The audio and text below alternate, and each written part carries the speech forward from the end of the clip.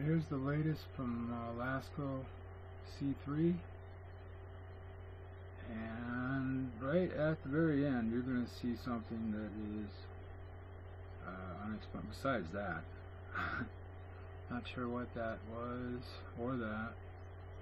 You know, I've heard some explanations as it being a error in the data processing, and that it will be reprocessed later and resolved, but they usually aren't actually, so they're still there in historical record, though there are some I suppose that I could go back and check, see if they changed it or anything. But as you can tell, there are a great deal of light reflecting objects that streak and appear in this satellite capture. Some of them you can actually track, like sun-diving comets, the planets. That's a cube. It show up rather regularly. Once again, one of those data processing anomalies, or a quick edit to remove something that somebody doesn't want you to see.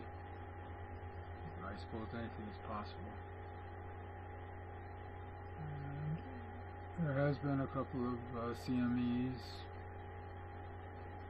recently, as you can see right now. They're not Earth facing, and we do get some glancing glow effects. There was a large streak just there, and there's a big jump in time. They changed the orientation of the camera, which that bar is just holds that disc over the sun so it doesn't burn out the sensor, and they occasionally rotate the camera to so that they don't get screen burn in like you do when you play a video game on a TV screen. And that's the part of the reason there's that object to the left of the disc. It's a remnant, a video remnant that will eventually fade when they recalibrate. But I don't care how many times they recalibrate, it doesn't get rid of those intermittent flashes and those things that look like they could be, or are, light reflecting objects that are being captured. They're not there in the frame before or the frame after, so they're even moving at a high rate of speed.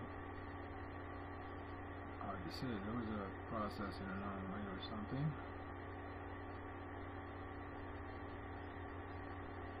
There was the big thing I was mentioning, and it had the appearance of something